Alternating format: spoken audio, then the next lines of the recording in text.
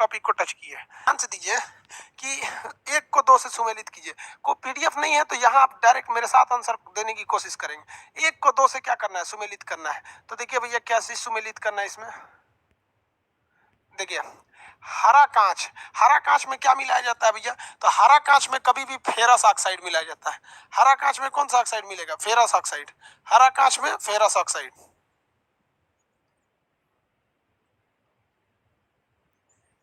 हरा कांच ferrous oxide.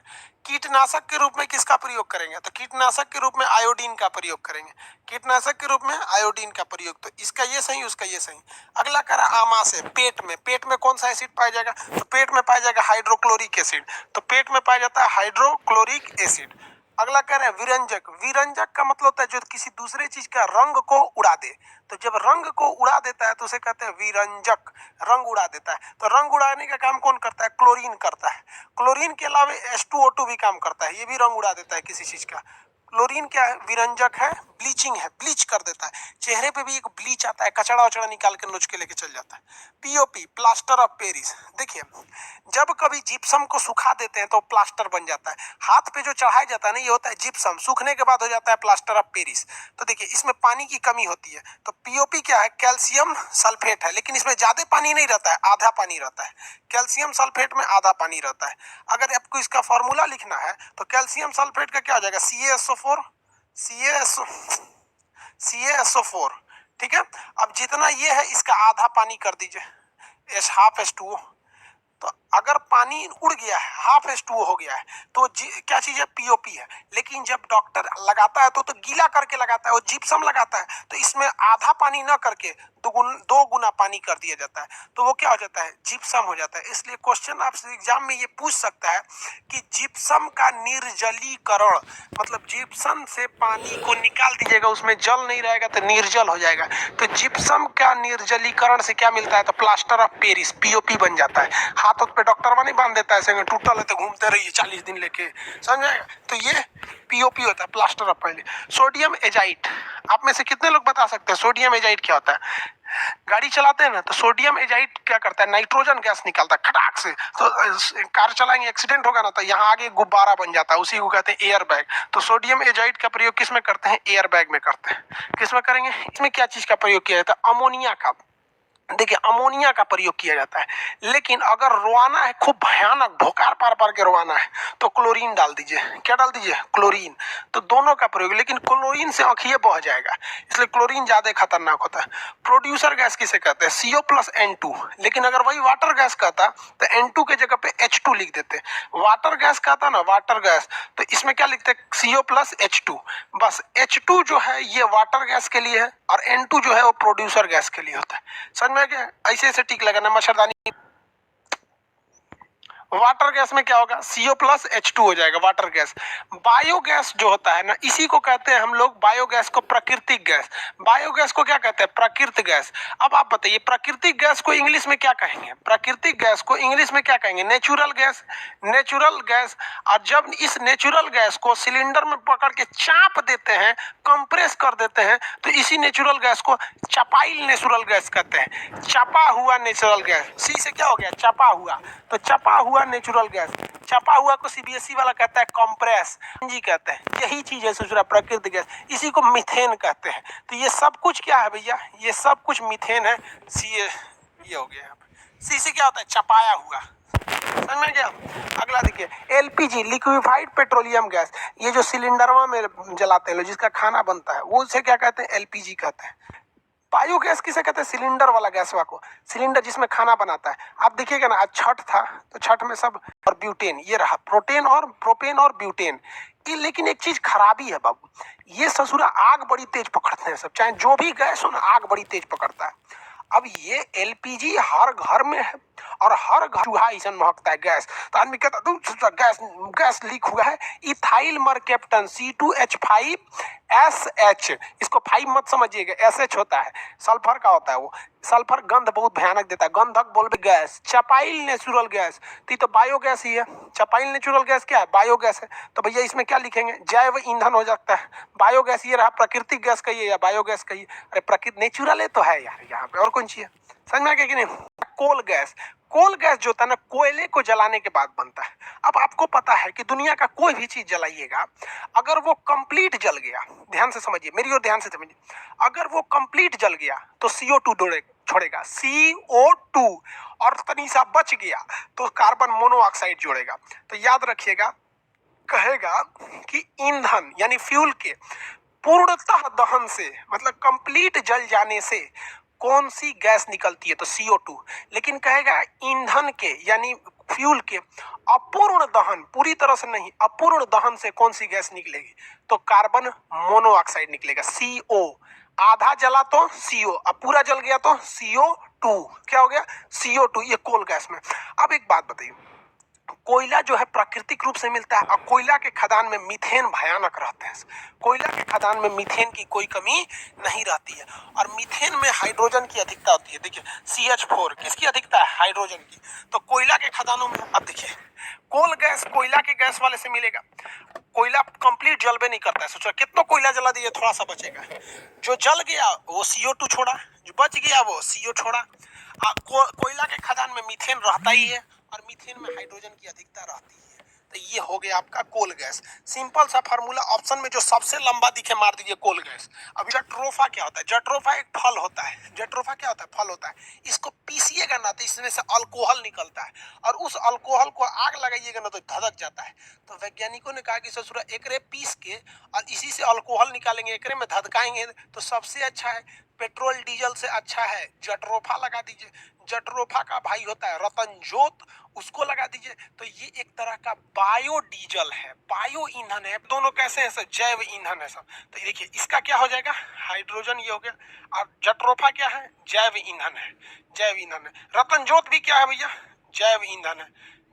रतनजोत भी क्या है, जैव ईंधन है सब।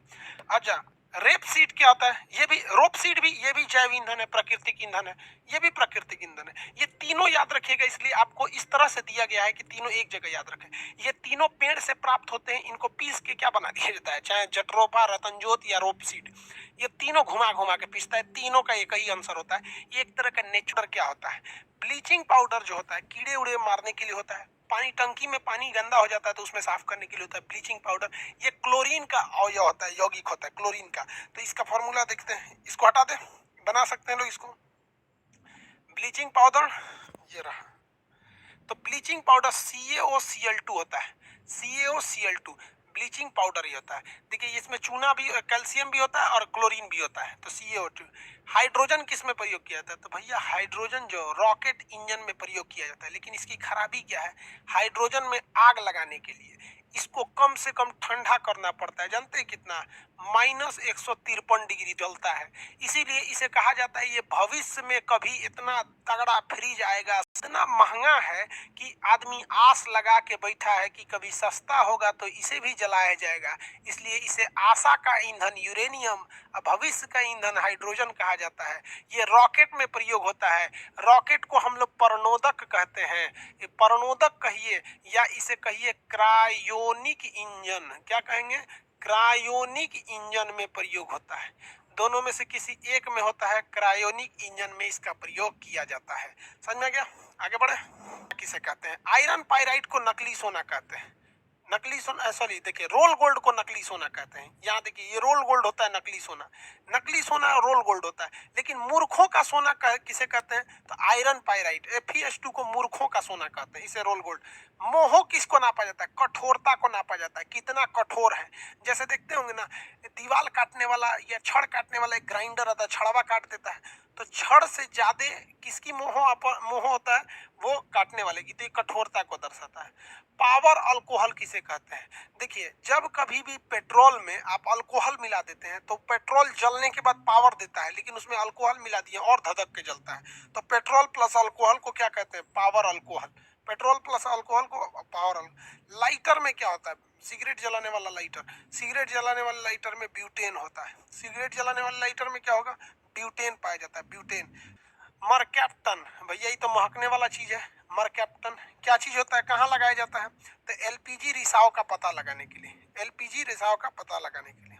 अगला कह रहा है प्रभाजी आसवन। देखिए अंतर हो तो उसे गर्म करने के लिए कई लेयर में गर्म किया जाता है, ताकि जैसे देखिए पेट्रोल और डीजल बहुत कम का अंतर रहता है और निकलता है दोनों पेट्रोलियम से ही है। गर्म करिएगा ना तो कुछ डीजल बन जाएगा, कुछ पेट्रोल बन जाएगा, इसलिए इसे दो लेयर में गर्म किया जाता है। जिस तरह से मोमोज को गर्म किया जाता है दो लेयर में, पेट्रोल क्या हो जाता है ऊपर चला जाता है, डीजल नीचे हो जाता है और दोनों में अलग अलग टोटी निकाल लिया जाता है। तो जब कभी किसी चीज में बहुत कम का अंतर हो, एक के जैसा लगे, तो उसे अलग करना है तो प्रभाजी आसवन कई लेयर में। लेकिन दो अलग अलग चीज बिल्कुल ही अलग है तो उसे अलग करने के लिए सिंपल सा आसवन विधि, जैसे पानी में चीनी मिल गया है तो क्या दिक्कत है, गर्म कर दीजिए, पनिया उड़ जाएगा, चीनी रह जाएगा। प्रैक्टिकल कर लीजिएगा, 1 चम्मच पानी लीजिएगा, उसमें चीनी घोल दीजिएगा, पनिया गर्म कीजिएगा, 10 मिनट में पनिया उड़ जाएगा। पेट्रोलियम का करेंगे, समझ में आ गया कि नहीं आ गया? किसी को कोई दिक्कत है? 25 तक हो गया। यानी भाप आसवन, भाप बना के उड़ा के, तो भाप बना के उड़ाना है तो चीनी पानी को अलग कर दीजिए, नमक किसको अलग करेंगे, जल का शोधन कर सकते हैं। जल में अगर पानी गिर गया है या नमक गिर गया है तो उसे साफ कर सकते हैं, तो इससे कर सकते हैं। अब मान लीजिए जल में मिट्टी गिर गया है तो भी साफ कर सकते हैं। कैसे? आप कहेंगे कि खान सर पगला। रिवर्स ऑस्मोसिस क्या करते हैं? रिवर्स ऑस्मोसिस में क्या किया जाता है, सेम नमक बनाने की क्रिया होती है और कुछ नहीं होता है। समुंदर के पानी को लाया जाता है और आराम से उसको क्या किया जाता है, एक जगह स्टोर कर दिया जाता है, भाप बना के उड़ा दिया जाता है। तो नीचे जो बच गया है ये आसमान से उड़ गया है। हम लोग आसमान में किसको पकड़ रहे थे, जरा देखिए। किया था परमाणु क्रमांक की खोज मोसले ने किया था। किसने किया था? मोसले ने। नाभिक की खोज रदरफोर्ड ने किया था। प्रोटॉन की खोज गोल्डस्टीन ने। लेकिन नाम किसने दिया था? तो रदरफोर्ड ने। प्रोटॉन खोज के गोल्डस्टीन दिखा रहा था, आई देखो आई देखो आई देखो आई देखो, तो रदरफोर्ड का देखे देखे कौन सी है रे, कौन सी है ई, इसका नाम प्रोटॉन रहेगा।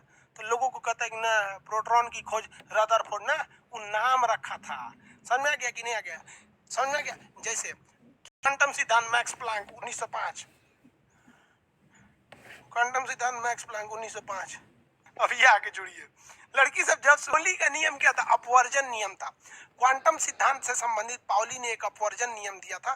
दो या दो से क्वांटम सिद्धांत कभी बराबर नहीं हो सकते, अपवर्जन नियम कहा था। हुंड का नियम कक्षक से संबंधित है। आप ऐसे केमिस्ट्री में देखे होंगे, कक्षक, पहला इलेक्ट्रॉन, दूसरा इलेक्ट्रॉन, तीसरा इलेक्ट्रॉन, चौथा, पांचवा, छठवा, इसी को कक्षक कहते हैं। हुंड का इलेक्ट्रॉन। समझ में आ गया कि नहीं आ गया? किसी को कोई? हाइजेनबर्ग का अनिश्चितता का सिद्धांत। हाइजेनबर्ग ने कौन सा सिद्धांत दिया था? अनिश्चितता का सिद्धांत। इन्होंने कहा था कि जो इलेक्ट्रॉन घूम रहा है ना, या तो आप इसका स्पीड निकाल लीजिएगा।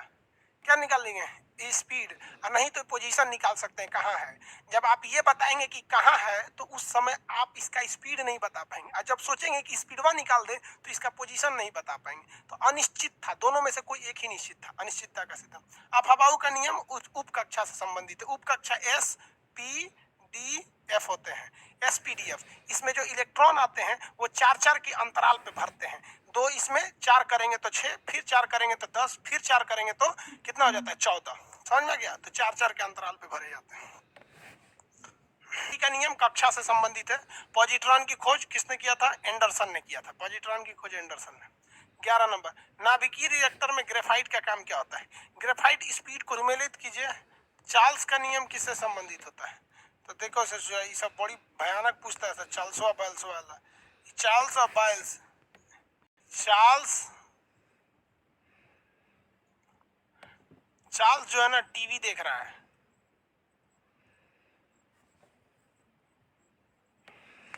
चार्ल्स टीवी देख रहा है। टीवी से क्या हो गया? Temperature is directly proportional to volume. Temperature is directly proportional to volume, यानी टेम्परेचर बढ़ाइएगा तो कोई भी दबाव की कोई जरूरत नहीं है। जिस चीज की जरूरत नहीं रहती है उसे कहा जाता है कि कांस्टेंट है। क्या है? कांस्टेंट है। जैसे आप लोग अभी कुंवारे हैं, पत्नी की जरूरत नहीं है, तो क्या कहेंगे? पत्नी कांस्टेंट है, कोई दिक्कत नहीं, हटाओ इसको। समझ में आ गया कि नहीं? तो चार्ल्स के नियम किस पे है? दबाव कांस्टेंट रहता है। तो देखिए तो यहाँ पे क्या कह रहा है, बॉयल का नियम। बॉयल के नियम पे क्या चीज स्थिर रहता है? बॉयला का नियम, अरे सोचा पहले बॉयल था, पहले हम चार्ल्स पे दबाव स्थिर रहता है ना, स्थिर दबाव। पहले हम चार्ल्स बनाते हैं ना। चार्ल्स का नियम क्या चीज? फैसिलिटी नहीं है। अगला क्वेश्चन देखते हैं। अगला क्वेश्चन कह रहा है एवोगैड्रो किससे संबंधित है? तो एवोगैड्रो एक संख्या है, 6.6 गुणे 10 की पावर 23 होता है। तो एवोगैड्रो क्या है? मोल की संख्या होती है। गैलुसाक का नियम दबाव से संबंधित है। ग्राहम ने किसका खोज किया था? तो ग्राहम ने ध्वनि का सिद्धांत दिया था, ग्राहम बेल। क्या बोल हाँ ये तो ठीक है, ये ऐसे था, ये ऐसे। एवोगैड्रो क्या था? मोलों की संख्या। गैलुसाक इस पे था। गाल्टन का नियम पराश्रव था, ग्राहम विसरण पे संबंधित था। आदर्श गैस के लिए पीवी बराबर एनआरटी होता है। वास्तविक गैस उसे कहते हैं जिन गैस को छूने पे एक दबाव लगता है, तो वास्तविक गैस उन्हें कहते हैं जो दबाव लगाती हैं, और आदर्श गैस उसे कहते हैं जो दबाव नहीं लगाती है। देखिए गाल्टन गाल्टन सीटी बना, देखो भैया यहाँ वापस आते हैं। देखिए गैलुसाक का नियम स्थिर आयतन पर, ये तो ठीक है। ग्राहम का नियम विसरण से संबंधित था। गाल्टन ने एक ध्वनि, एक सीटी बनाया था जिससे ध्वनि निकलती थी। आदर्श गैस उस गैस को कहते हैं जिसके छूने पे हल्का भी दबाव न लगे, यानी अगर आदर्श गैस की आंधी चल रही है तो हमको कुछ नहीं होगा, ऐसी कोई गैस दुनिया में है ये नहीं है, ठीक है। वास्तविक गैस उसे कहते हैं जो हम पे झटका लगाती है, दुनिया की हर एक गैस वास्तविक गैस। अगला डाल्टन ने आंशिक दाब का नियम दिया था। मैनोमीटर से हम गैसों का दबाव नापते हैं।